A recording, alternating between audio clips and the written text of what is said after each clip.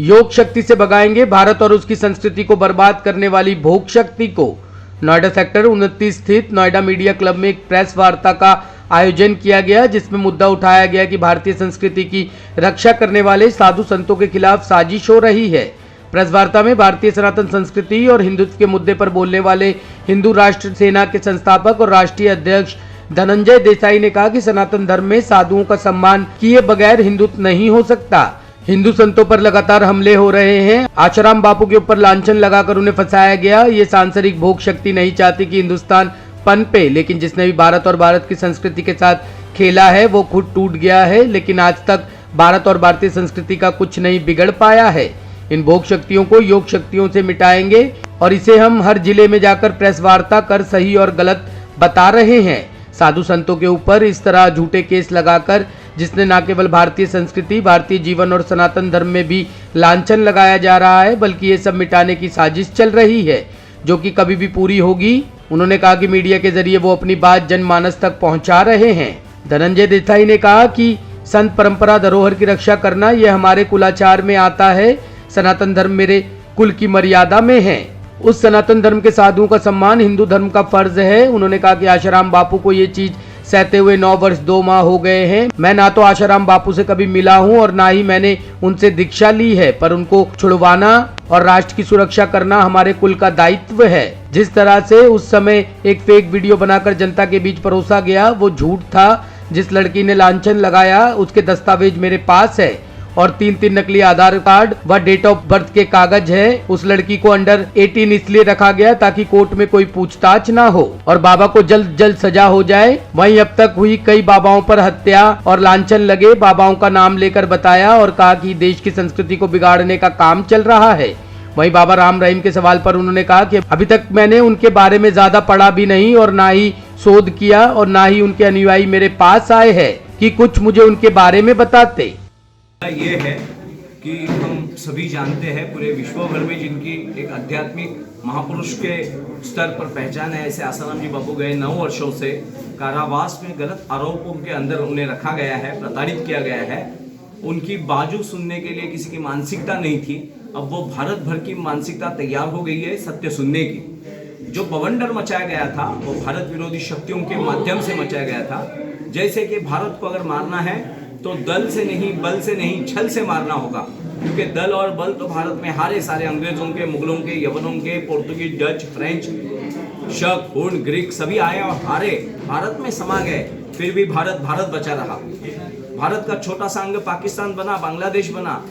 जिन दुष्ट शक्तियों ने भारत का बंटवारा किया वही दुष्ट शक्तियां भारत को मिटाना चाहती है और भारत को मिटाना होगा तो सैन्य बल से नहीं, भारत के आध्यात्मिक धरोहर को मिटाना होगा। और इसी के चलते भारत के साधु संतों के ऊपर, आशाराम जी बापू जैसे महापुरुष के ऊपर, शिखर पुरुष के ऊपर लांछन लगाए गए चरित्रहीनता के, और जो चरित्रहीनता के आरोप कोर्ट में आज भी पूरे तरह से साबित बिल्कुल नहीं हो पाए हैं। एक भी गवाह उनके विरोध में नहीं गया है, एक भी साक्षी नहीं।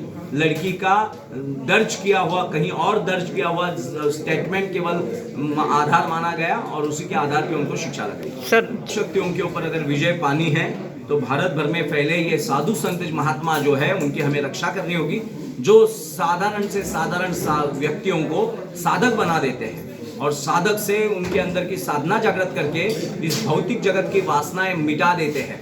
और भौतिक जगत की वासनाएं मिटने के बाद ही भोगवादी शक्तियां क्षीण होगी और योगवादी शक्तियां बलवान होगी। और भारत योगियों का देश रहा है। ये सांसारिक लोग भी यहाँ के योगी रहे हैं। साधारण से साधारण परिवार और घर से आने वाले औरतें हमारी साध्वियां रही हैं, उनका चरित्र बलवान रहा है।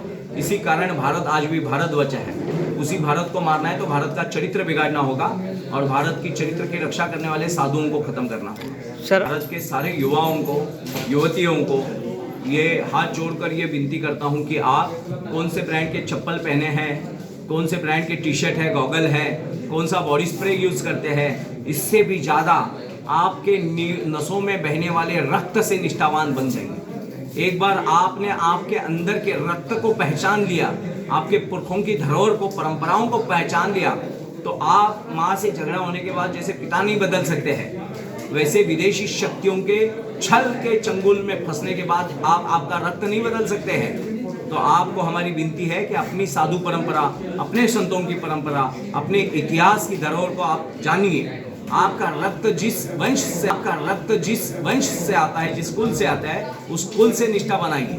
सर इस पूरे जी बिल्कुल सिस्टम दोषी है।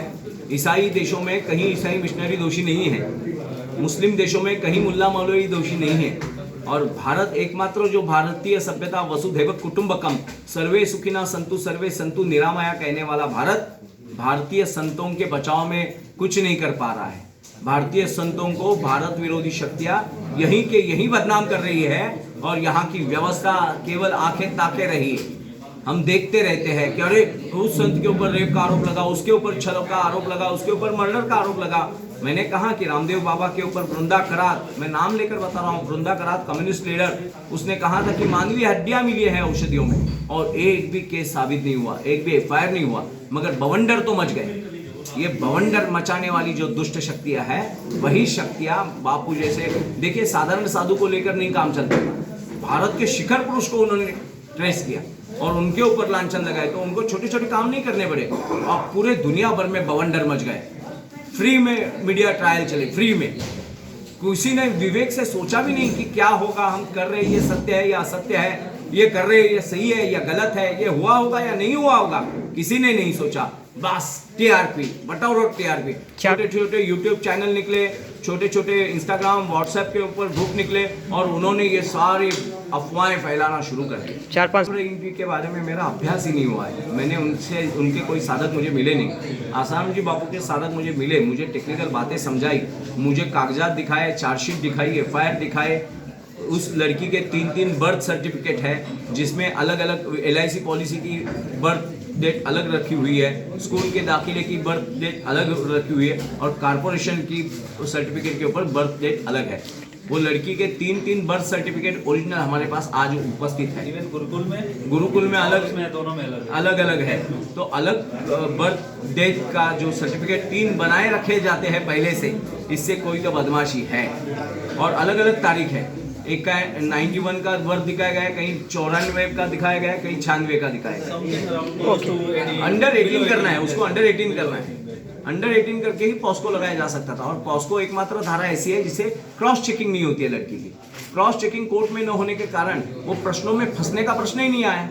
जो प्रश्नों में फंसती थी वकीलों के या किसी के प्रश्नों में फंसती थी, वो उसको अंडर 18 रखने से उसको क्रॉस चेकिंग नहीं किया गया। Thank you. Top story bureau के लिए नोएडा से नितिन चौधरी की रिपोर्ट।